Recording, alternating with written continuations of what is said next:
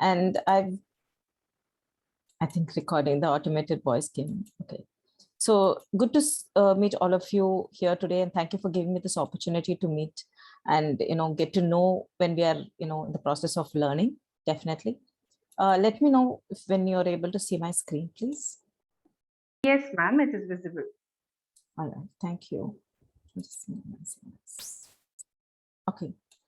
So first and foremost, we would like to understand there are a lot of technologies growing on a day-to-day basis. We would have heard about different platforms. When it came out in the beginning, all of you are well versed in grooming and sending the future leaders in the market. You definitely play a key role, and I appreciate the work that you're delivering to the society, and thank you for that first. And when you're doing those services, and I'm happy that you're also coming up to learn about what are the other things that is growing in the market and how well should we be aware to educate and groom our students as well.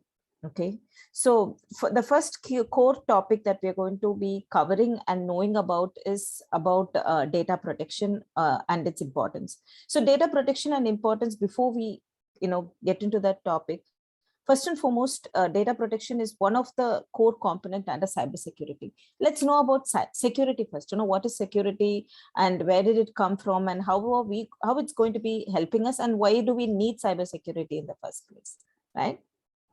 So cybersecurity, if we have to just take one step and understand about that, let me, as Sita has given a introduction about me, I don't want to spend time here, so I'll just move on.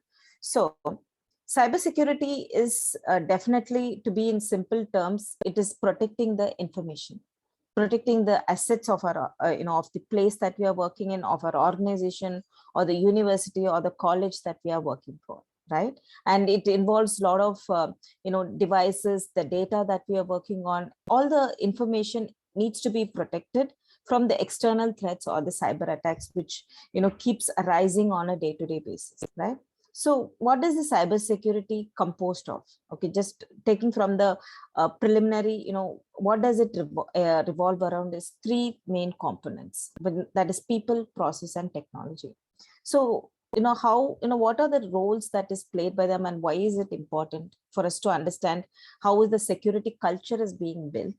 People, play a very base platform. Before any technology or any process was defined, we all know from from an individual, any process or any technology or any software is developed by an individual. So these people play a very key role while creating a cybersecurity culture and data protection, right? So we have to ensure the individuals that are working, or that it's not necessary they have to be in the cybersecurity or the security team for knowing about cybersecurity or for understanding about it. Each and every individual whom we are having on the call, or our family, children, students, each and everybody should be knowing about the security controls or the security culture. Why? Right? Why do we have to know about cybersecurity or the data protection? We'll be looking at in forthcoming slides, but people play a very predominant role in governing, in managing, and protecting the information that we are working on.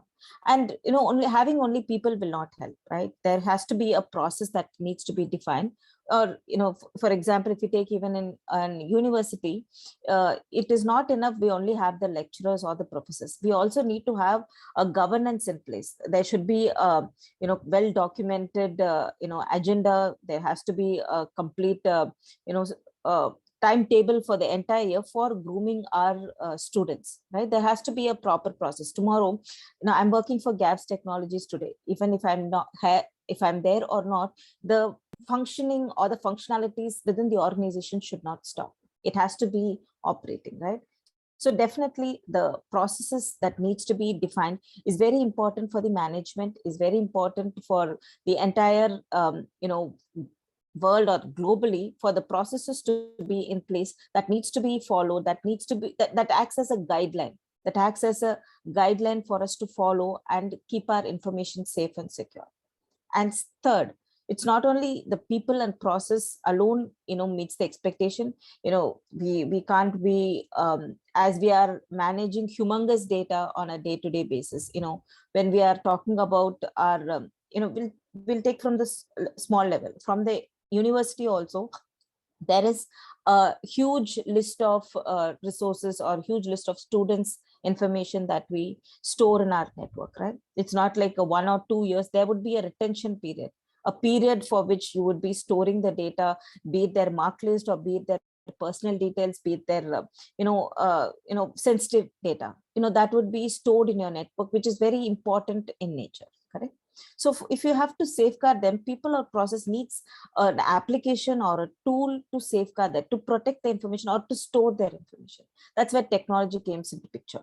And technology started from, manually managing the, data. You all would have started off with a diary, right? A register, where you have to, store all the information or update all the information and store it in the cupboards and all that. It started from there.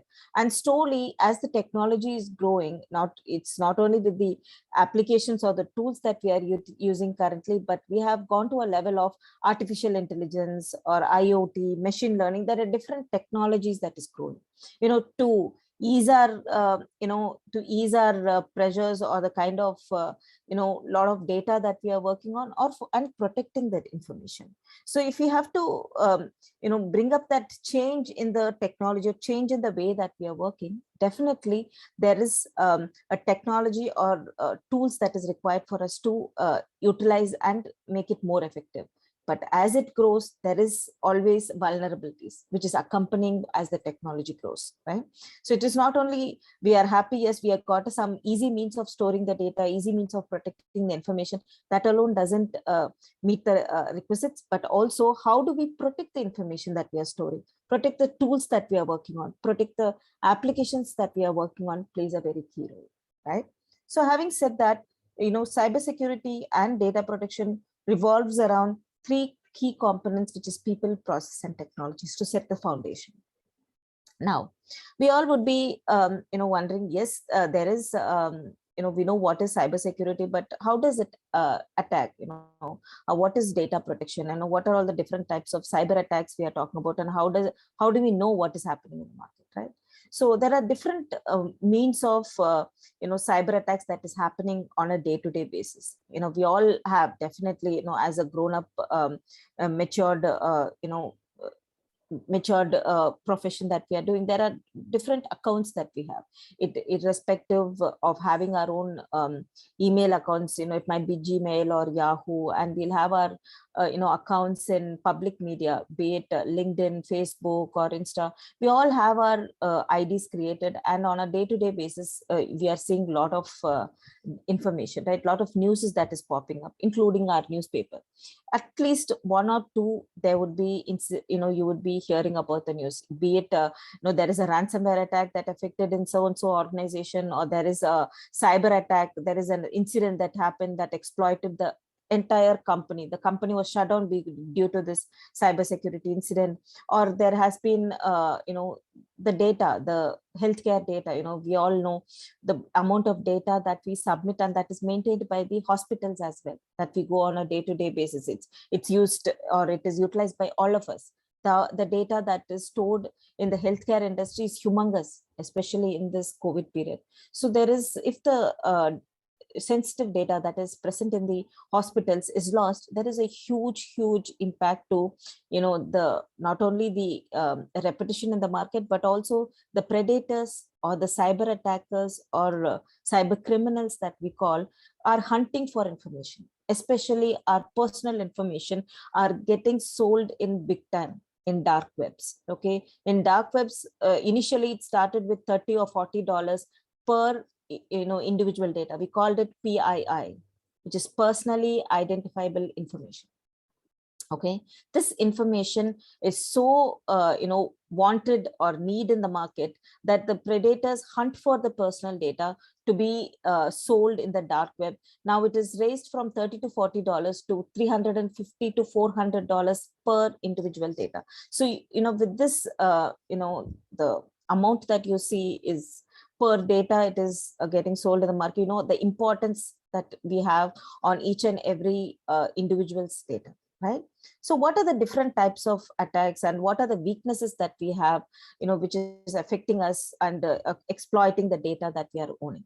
First and foremost, there is some of the weak areas that we'll have to have in mind and be aware about is, the weak spots are first and foremost the data that we are working on a day-to-day basis, the amount of information that we are transferring, the amount of information that we are storing in our network, and how are we safeguarding that information?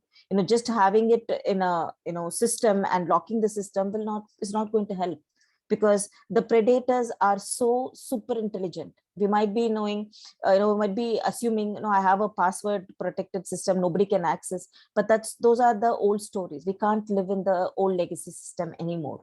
Day by day, the technology is growing. As the technology grows, the predators are getting more opportunity, more loopholes to attack or hack our accounts, right? So the kind of security controls that we have in place is missing currently, right? That's the second point. And third one is, we are not aware, what are all the security measures that we need to ensure that the data that we are storing in our network is not getting lost. We are not getting exposed to the exploitation of the data. We are not aware. Most of them are not aware, how important is their data, are the security controls in place for them to take necessary measures to protect the data. Those awareness is missing.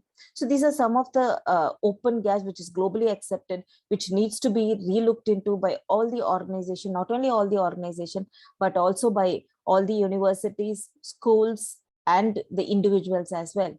It is not, the predators or the cyber hackers are going to be targeting the organizations or the universities, but as an individual also. But how the individuals are getting affected, we will see in the forthcoming slide. But I would like to definitely give you a heads up of what are the different kinds of attacks. How are these ransomware attacks or phishing emails, the different kinds of vectors that these are the common security threats or the attack vectors that we see in the market lately. So what are these? So let me share some examples. For you to get more clarity at a very simple and understanding level, so you'll be able to relate how will it affect by in a step further in organizations or in your universities. Okay, so one commonly arising platform and utilized platform for the predators or the cyber criminals are social engineering. Social engineering is nothing but there are three types of approaches that the cyber criminals take to approach us. Okay, first one is the phishing emails, second is the phishing calls, and the third one is on the SMS or the kind of spoofing they do. So let's understand with an example. So I'm sure all of you would be having a Facebook account, right? There are different types of people on a day-to-day basis we meet. If you see the list of friends that we have, it will be more than the people that we know, 300, 400, thousands also. But do we really know all of them, right? That's the first question you should ask yourself. Even in spite of connecting with the different professionals, we take it definitely as a healthy relationship and knowing different people and connecting with them for a healthy relationship. But this is an opportunity where the cyber criminals take misuse or take advantage of in connecting with you as a known professional, right? As a known professional, where you yourself will not be knowing how the data that you really kept is as a secret, or only known by the cyber criminals. As I told, cyber criminals are super intelligent and they don't connect with you on a random basis. They do their level of homework, their level of understanding about an individual before they approach them. They approach them as a known contact, talking to you like a very well-known person, and slowly they start collecting the information from you. When they start collecting the information from you, we just assume that we already know them and try to message them and provide whatever information that the person is, requesting for. That's the first, the gateway that you're providing to the, the end user on attacking either your mobiles. If you're, approaching them through the mobiles, you're giving access to your mobile devices. If it's to the system, you're giving access to your systems. Or if you're, giving, using any other, iPhones or any iPads, you're giving access to the system. So please be cautious, unless and until you see that person, you know that person, and you're 100% confident, please do not reveal or share any of your personal information in the media. It's not specific to Facebook, but any media, unless you see that person and you know that person 100% confident, please do not provide any information, because that is being highly exploited nowadays, not only from the security standpoint, professionally or officially, on the official data, but also your personal data. There are a lot of morphing happens, the pictures, the person would have requested, no, we all took a group picture, or we took a picture together, I'm missing that now, can you please share it with me? We on a speed, we don't understand, and it's like a friendly share, you share the picture, but that picture undergoes lot of morphing. They say deep flaking also. They exploit, they do, exploitation of the picture that you share with them, and they, either demand for money, or demand, do a lot of blackmails. There are a lot of, especially the ladies are suffering. To be very open and clear with you, please be cautious before you share your personal data. And second, type of, cyber attacks or the data protection threat that is arising in the market is phishing emails, right? So all of us have different, email accounts, right? So we would see there are a lot of emails on a day-to-day basis that we keep receiving. It might be from Infosys or Accenture, that there is an opening, based on your qualification, you can register and apply, walk in for an interview. There'll be a lot of emails that you would be getting, and also certifications, big trend. You get 40%, 50% discount, you can just apply for it and get certified. Please do not, go for the prey. Please understand the originality. Whenever you get an email, before you click on any link and open any attachments, do, few tips that I would share with you. Please have these in mind. First, you see the sender ID. Sender ID, it might be from Infosys or BSI or any known companies, but the host name would be suspicious or different. The name that, the username that you can find will be alphanumeric or some name that you can't even identify from where it's coming. Please have a, have a alert on that. Second, when you read the email, you will find the signature. Every email that you receive, irrespective from anybody, there should be a signature followed by the contact details. If there is no contact details and if there is no signature, that clearly shows that's a fake email and not original. That's the second alert. And third one is, you have to see the subject of the email. When you see the subject of the email and read the body of the email, will be irrelevant. Sometimes you'll not even be able to make up, subject they're saying something else and the body of the email reads something else. So that's a third alert. Please have these checks done. And if you have the contact details also, please call the original, call that company and understand, is it really originated from their side and you're the receiver. Once you get the confirmation and do your homework, then go ahead and register yourself or open the attachment. And there, I know there would be a query rising in your mind. So Kavitha, do you mean to say if we receive any email, we should not be opening that? No, that's not the case. You can open the email, but the content in the email, either the attachment or the link that is provided in the email, should not be opened or clicked on unless and until you do a complete study and ensure that it is an original email and you're the receiver that has to be, that it is received. So unless you do that, please avoid this, because nowadays nearly 80 to 90% of the cyber attacks or the ransomware attacks that is happening in the market is due to these phishing emails. One in four of the users are getting preyed to these phishing emails, including an individual, including in the universities or in the organizations. So I wanted all of you to be on an alert whenever you're opening or acting on any emails that you're receiving. Okay. And I'll tell, just to give you a heads up on, I am telling about ransomware attack, but what is a ransomware attack, right? So ransomware attack has, significantly increased, especially during this COVID period, because the level of access that is being provided by the virtual connectivities that we are working on. So it is being an easy approach for the predators or the cyber criminals to approach us and to attack or hack our systems, right? So once the cyber criminal or the hacker hacks a system and gets access of our details by some means, through the media or through the SMS or through the emails or through the calls, what they do is they demand for money, ransom. A ransom will be demanded. If you look at from an organization perspective, there are a lot of organizations which had to go to a level of shutting down their own company because they were not able to pay so much.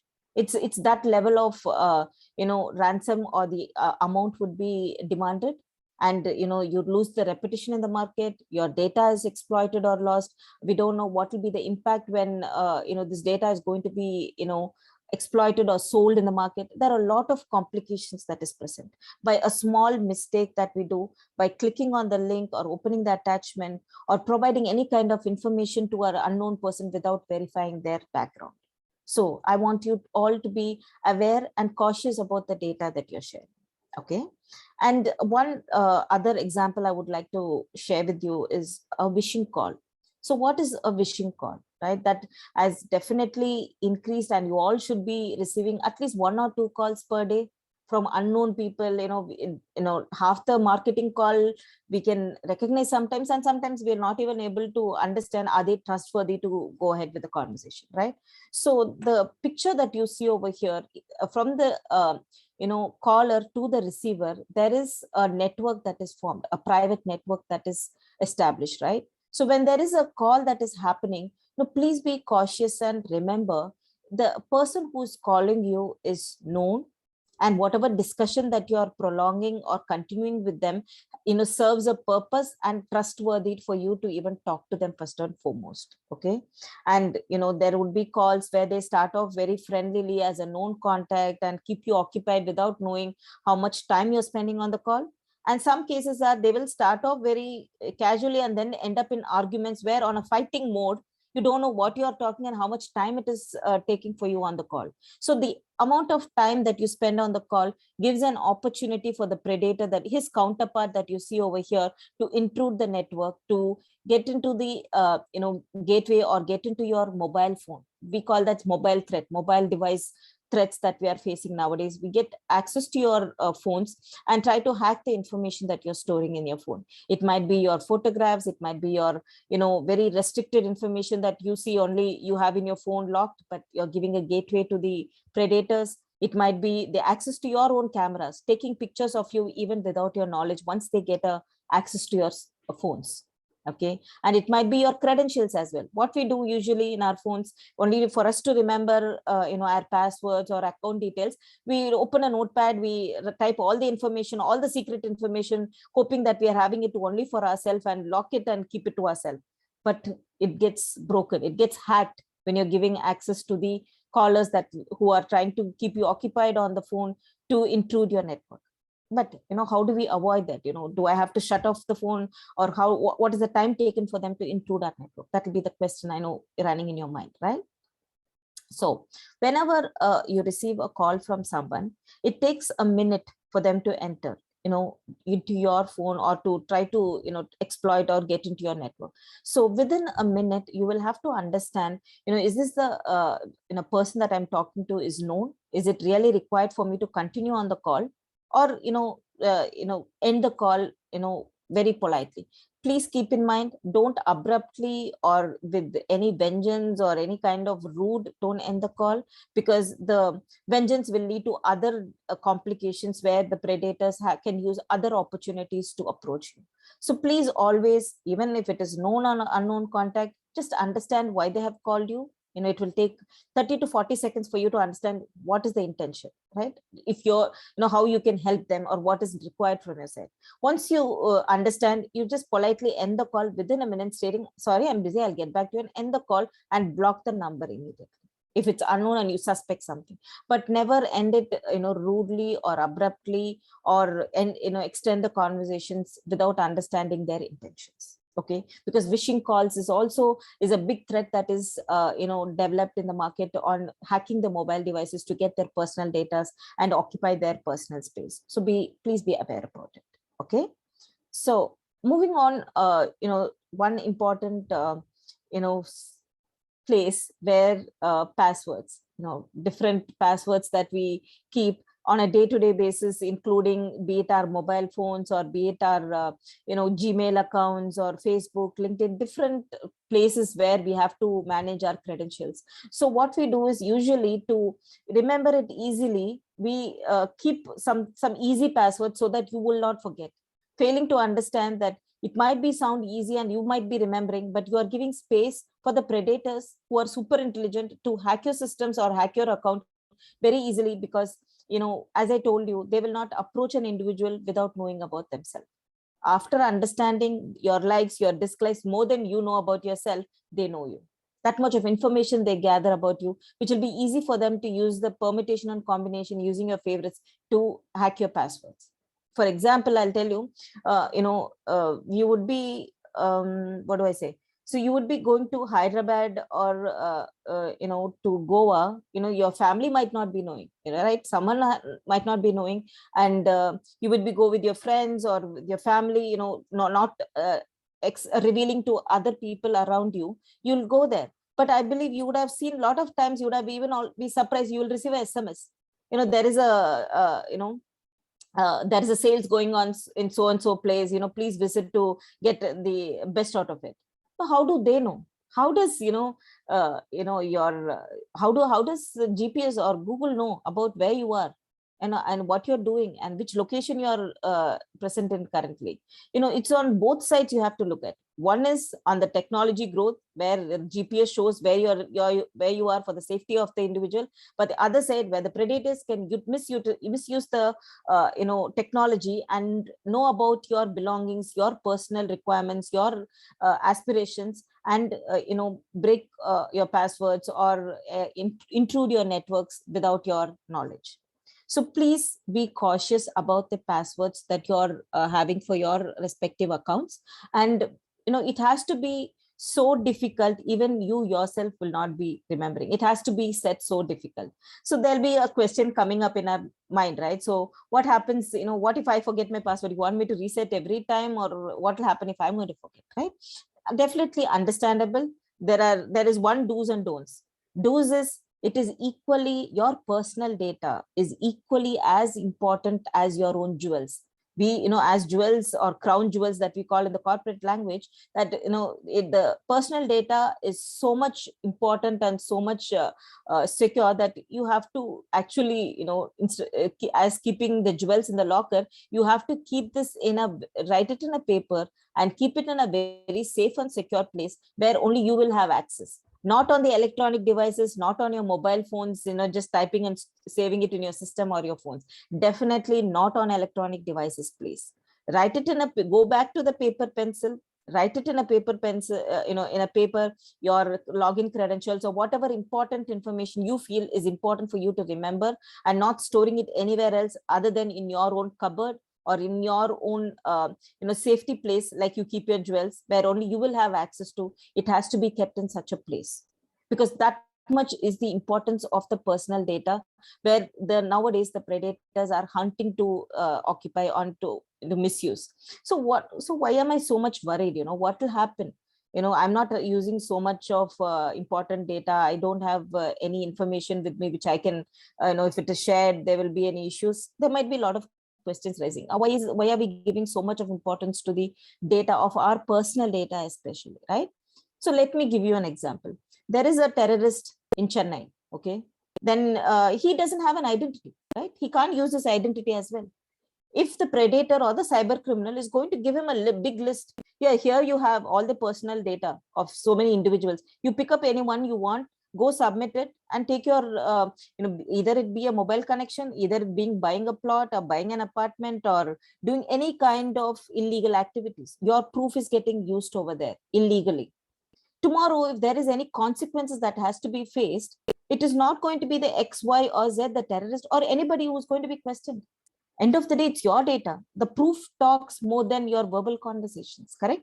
You can't go and tell them, see, I didn't use this, I don't know how it was utilized. All that is secondary. But your data is there. Your proofs are getting submitted. It is being used. So nobody can talk, nobody can stop, rather than you facing the consequences and undergoing all that. So instead of that, facing those consequences, why don't we protect our data, ensure, we know about what are the consequences, what are the different types of, threats that we are having in the market, and how we need to secure our personal data before sharing. So that's the intention of this whole session, and understanding how important it is your personal data and how it can be misused and exploited, and end up in such consequences if we are keeping it loose or unaware of some things that I'm explaining. Okay. Now, so when we are talking about the personal data, so there'll be a lot of questions, why do I have to share, and where do I have to share? What are the some checklist or thumb rule that I can have in mind, right? So these are the 5 things that you see in the sheet here, right, in the slide. There are 5 questions you should ask yourself before you share your data. First is, who are you sharing this data with? Is it really important that I have to share this data with them? Is it really required? Where are they going to use my data? Where is it going to be stored? And why do they need my data? And till when will they store this information of mine? And if it's getting exploited in the market, will there be any impact? Can it be, misutilized, and I will have to face any consequences? And what is the, in what way are they going to transfer your data or use your data? For what purposes? Please ask yourself these set of questions before you share any data, be it on chat, or be it on call, or be it on any submissions that you're or registering, or for any purpose that you're utilizing. It can be for a retail requirements or marketing purposes.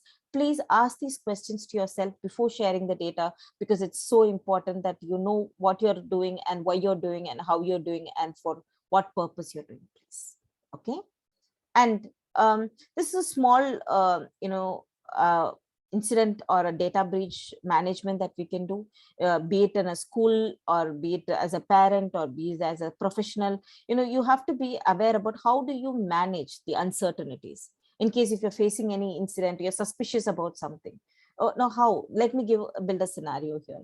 So one fine day, you're logging into your system. You're in your university. Okay, you're logging into the lab. One of your mails. Okay, you feel that mail, tells that it's coming from our internal board, like from Jaya Engineering College or from Anna University. That is an email, but there is something suspicious, because this is not the routine type of mail, and it's looking unusual for me. Do I have to click on this link? Do I have to open the attachment to read? Don't get panicked first. When you receive any emails, or even a pop-up on your window will come sometimes, please click on OK to restart your system or to upgrade anything. When you get anything unusual happening in your system, please do not panic. Second, you will have to, if you receive as an email, do not forward. Once you start this forwarding, you are giving space for the intruder to give access to the entire network, rather than stopping it within your own system. Please do not forward anything, or do not copy and paste anything anywhere. That is the first action of step that you have to keep in mind. Whoever is nearby, it might be your HOD, your principal, or whoever is the head of the lab department, please call them to have a look at it before you take any other action. Okay, please stop and don't panic. Call the responsible person, let them look into it and take necessary action, that is being calling the IT team to look into it, or calling the specific point of contact to see, is this inquiring, in doing an investigation, do we have to really go ahead with registering this or clicking on this link, or we'll have to just leave it to the IT team to do the investigation and clear that. Okay, so it's not only formally in the office or in the college or in the organization, even personally, please ensure when you're giving access to your kids, or anybody using your systems, please educate them as well, especially when you're having any kind of personal or critical information in your systems, in your personal systems. Please ensure your kids are aware. If your kids are aware that if they see anything unsuspicious, anything unusual in the system, to stop right there and come and update you so that you can take necessary steps rather than giving access or opening the gateway to the predators to hack your systems. Okay, so this is a small steps that you have to keep in your mind, at home or at office or at an organization, to be very diligent while you're handling any situation or any uncertainties that you can come across. Okay, so we have seen what are the different types of cyber attacks or data breaches that we come across on a day-to-day basis. What are the weak areas that we have, where we are lagging behind to cope up with. And there is another area that we saw, how do we handle if there is any uncertainty or any unexpected situation that arises. Now, having seen all this, there will be a question, how do we protect ourselves? How do we safeguard our proper, personal data, or how do we protect our data? There are a lot of, a lot of steps or a lot of points that needs to be noted, which we have here. But I would like to call out some specifics, which I definitely want you to keep in mind on your day-to-day basis, on your day-to-day management. First and foremost is, please create strong passwords.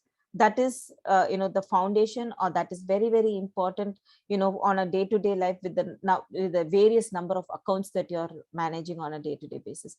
Please ensure your passwords are strong to an extent where you yourself will not be able to remember very easily, right? It has to be difficult. The more difficult it is, the more protected in the environment currently. Okay. And another important factor to keep in mind is, whenever you're traveling, be it in bus or be it in, in railway stations, your bus stands and airports, you will have open Wi-Fi that is available, correct? Which, once we see that, we are never bothered about, what is the safety? Is it safe for me to access or open or enable the Wi-Fi over there? Because without credentials, if you're going into the open network, please be aware, the predators, the hunters are there hunting for information. So once you're going to just get into the open Wi-Fi network without understanding the proper credentials, or what network are you entering, it's an open space where you're giving access to the predators. Please try to avoid that unless and until it is really urgent and the originality of where it is coming from. Please, maximum try to avoid the open Wi-Fi internet that's available in the market, which is highly vulnerable in nature, please. Okay. And one other important fact that we'll have to keep in mind is on the emails.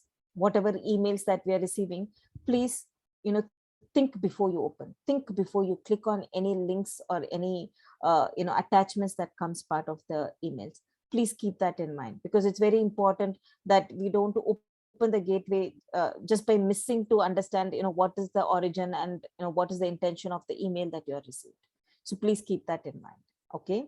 And another example or points that you have to keep in mind is, whatever data that you're working on is not only important for the organization or for the university, or for any functions that you're working for, but the data is important for an individual. You own the data. It's not that the security team or the technology team who is managing or managing your desktops or your systems or your mobile phone, anything, if it's office mobile, it's not that any specific department is responsible for your data.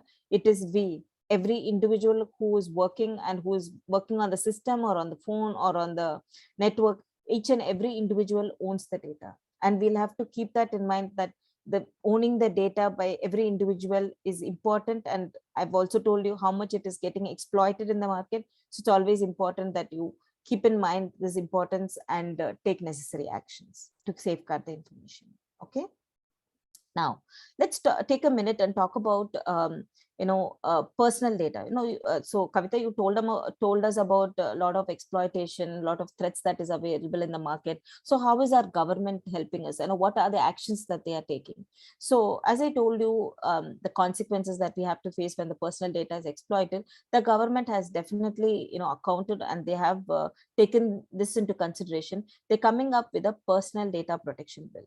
It started off in 2018, but still, there is a lot of discussions and a lot of recitals or fiduciaries that we say is getting edited, and a lot of discussions happening in between the writers and the law and the supreme council departments. A lot of changes happening, but they are working on restricting and imposing this law. This is the first data protection act that is coming into India, that's changed now. Currently it's called as Personal Data Protection Act, which is expected to be released in another 1 or 2 months is what we are expecting.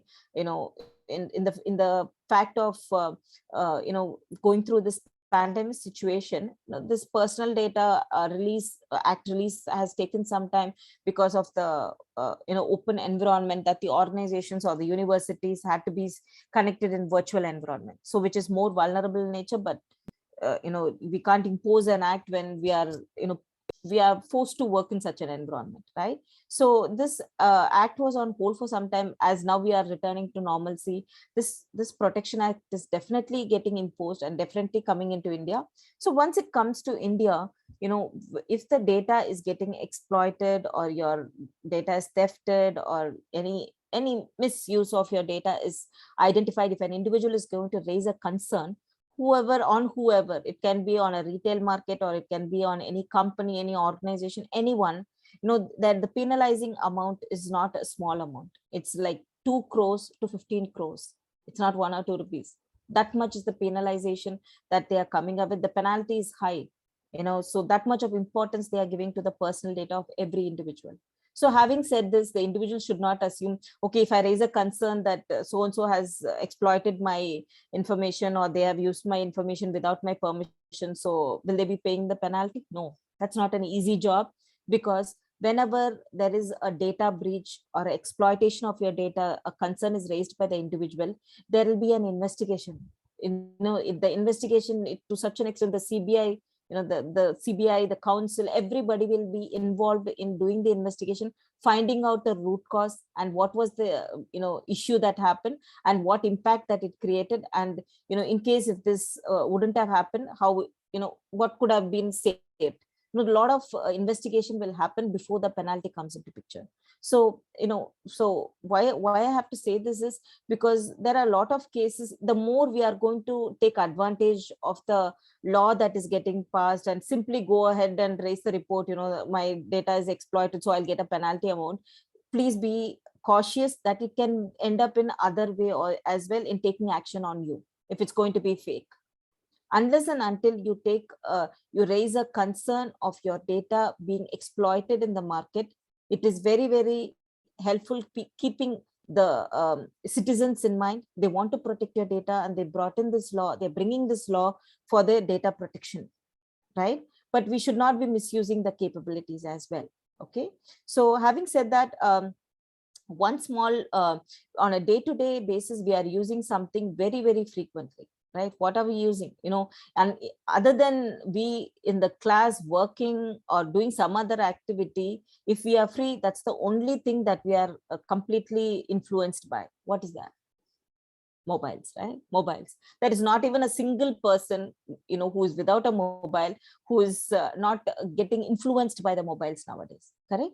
So the one that is one thing that we have to be cautious and be aware about the device that we are using, and how much it will be vulnerable to us is, on a day-to-day basis, there are a lot. We know Play Store, right? For any Android mobiles that you're using, there's a Play Store. Whatever applications you need, be it a games, or be it any art related, any photo related, Photoshop. There are a lot of applications. What do? We always tend to go to Play Store and download the application. Irrespective, we will not even understand we will not even read the policies before accepting. What we do, we need the application immediately. And just we click on okay on everything. Tomorrow, if that particular company is going to exploit your data without your permission, and and it's just open, you already given the consent, you already accepted, yes, my data can be used anywhere you want. You already gave the consent. So in this case, there would be no space for you to raise it as a concern to the government, raise a concern on this Privacy Act that it is coming up, right? So you have to be very cautious that you have to read completely before you accept what you're accepting, be it on the mobiles or be it on your agreements or be it on your applications that you're applying. Before clicking on OK or yes, before giving your consent, please read it very clearly on what you're accepting and what is the purpose that you're accepting also. That one thing I definitely want you to keep in mind before I end this session, please. So this is a last, I would like to end with the last statement of so much time I was talking about data protection and cyber security, different kinds of attacks. It's not a GAN, or it is not like a marketing cyber security or something like that, or data protection. It's completely two reasons. One is the awareness for you to know of how important is your data and how it has to be protected. And second is, there will be a lot of things running in your minds, right?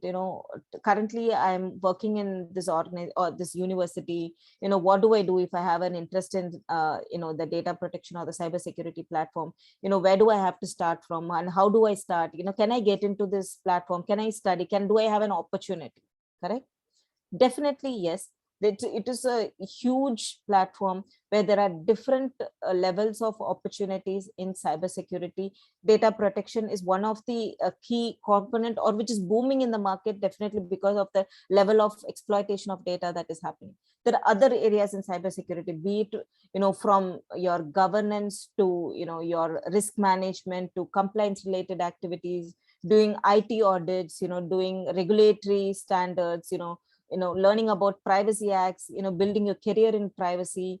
And you have infrastructure security, you have network security, you have business continuity. There are different platforms to grow in cybersecurity. Okay, so can I start learning now? See, I don't have that graduation. I've done my BSc in BSc in chemistry or B.Ed in English. Can I do cybersecurity platform? Can I learn and get into that opportunity? Yes. There is never a limit for your learning platform. There is always a place for you to learn, equip yourself, equip others, and keep moving on by learning more and sharing more. Okay, there is definitely a huge opportunity for the students that you are going to train also on this platform. There is a lack in the potential resources in the market. As per Gartner and McKinsey's report, by 2025, there would be globally a big level of lack in cybersecurity resources. So there are a lot of requirements in the platform. So I would definitely encourage you, as being a potential professors and lecturers in this university, to introduce cybersecurity platform, train your resources, and I'll always be happy to support as well, so that we'll have nice future leaders coming out from your university. So having said that, one final line I would like to stop here is, failing to plan is always planning to fail. You should always plan for your future, plan for the what is growing, change with the change with the trends that is changing, grow with the technology trends that is growing in the market. Never stop planning, because the moment you fail to plan, there is definitely tomorrow we cannot be crib after 2 or 3 years, what's happened to my career, or what do I have to do next in my career. Don't crib. You should always embed, and you should always customize yourself and grow in the platform that you're interested in, and groom your students in taking up their space in the cybersecurity platform.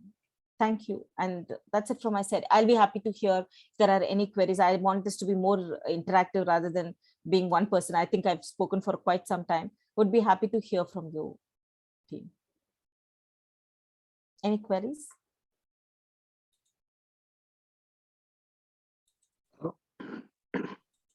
Ma'am, is there any certification needed to get into the data protection job or something?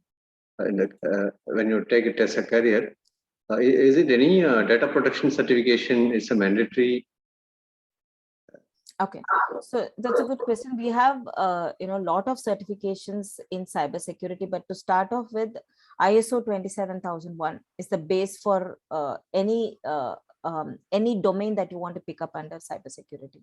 So you have CISA, CISA, CISA, you have CSIM, you have CISSP, you have CCISO. There are different certifications and different platforms to grow as well. So ISO 27001 is the base platform certificate.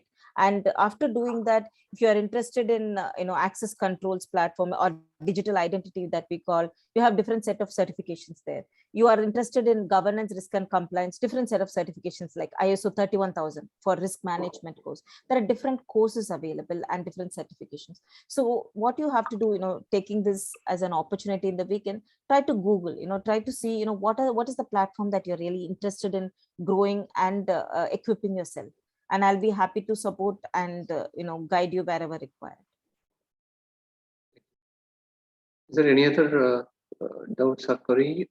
Participants, please feel free to ask questions, or you can type in chat window.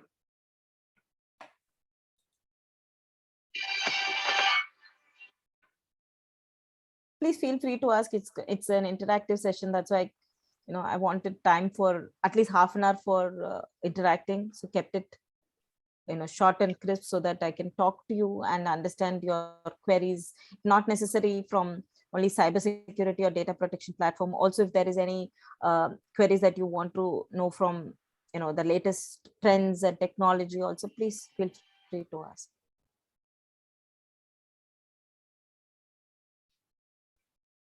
Ma'am, can you brief about something on the IT Act related to cybersecurity? How frequently they are do the amendment by the government? Can you touch upon that area, ma'am? So definitely yes. So IT Acts, it usually is annual revisions that happen, or upon any major changes, definitely the changes comes into a major play, and it will not be just in one conversation. It finishes, it undergoes a lot of iterations, lot of recitals are considered, the clauses are defined as per the changing trends and the need in the market.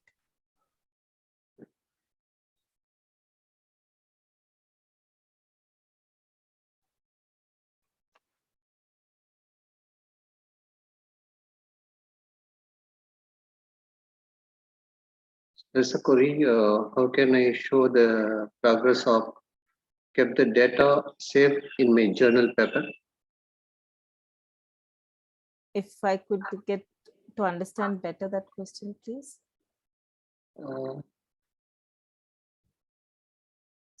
I'm not able to get that question. Actually, because there's a participant asked question like how I can safeguard my journal paper in that the paper there's a data placed in the journal.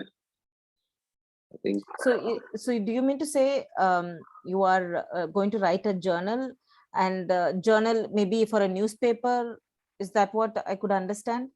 Yeah, newspaper or any pages, websites or anything. Yeah. So so first you have to understand for whom you're writing, and is it trustable, space or trustable origin that you're going to share that information that you're sharing with.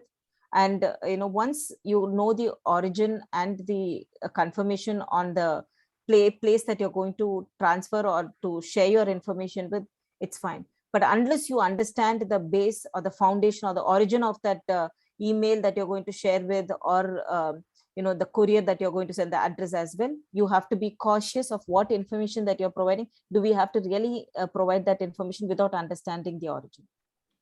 That's my advice, please. So the courses available in the cybersecurity platform, as I said, ISO 27001 is the base platform. That's the foundation for cybersecurity, where you'll understand about from the leadership commitments, from the goals and objectives, the scope under the security platform, to the operations, to the, your management level commitments, everything will be covered, including the continuous improvements in the ISO 27001. That gives a foundation for you to understand about different domains under cybersecurity as well.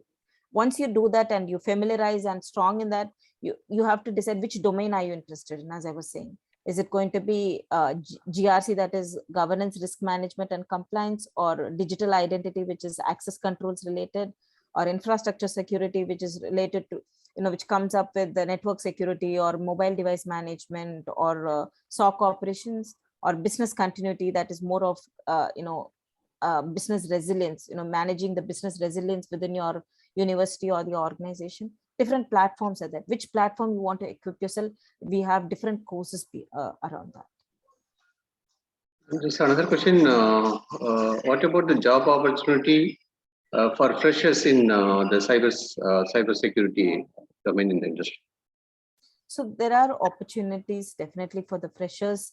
And the freshers, if you see, which especially goes from the university itself, it goes with the not specific domains, not the development or anything. There are different requirements that come, your aptitude and attitude, those skills are tested, written tests and all that happen. So once you are getting onboarded to any organization, the first thing, we'll have a induction session where we will be understanding the interest areas, definitely, of the individuals. If, from now itself, if you start tuning yourself, and you're learning in the cybersecurity platform, and when the interviews happen, especially if you have any certificates done, this is submit as part of your profile, definitely that will put you directly in the cybersecurity team, rather than having any grooming or any trainings or any second list that you have to go for entering the cybersecurity platform. You have to identify that space. Yeah.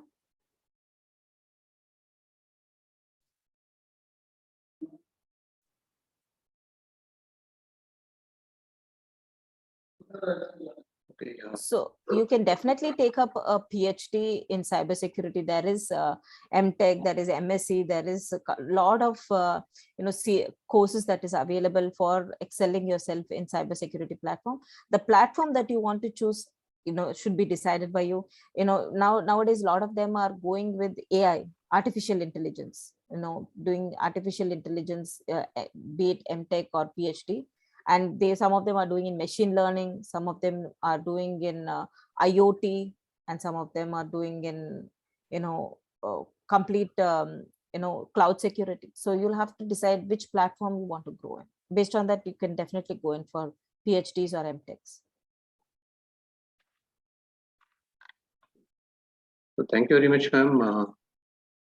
Because after lunch, you made everyone make us feel happy and enjoyable one. Definitely, because we have taken a lot of input from you, and definitely we will take forward to our students to make them to understand clearly about the data protection and so on. So thank you very much for your time. On behalf of the Center for Faculty Development, Anna University, JR Engineering College, and all the participants, once again, thank you. Thank you very much. Thank you, Mr. Kumaran, and thanks to everyone for spending some time, especially after lunch. It's very difficult to concentrate. Yes. Hope this was, interactive and good for, gaining some knowledge. And thank you for giving me this opportunity, Mr. Kumaran. Thanks. Thank you. Bye. Thank you.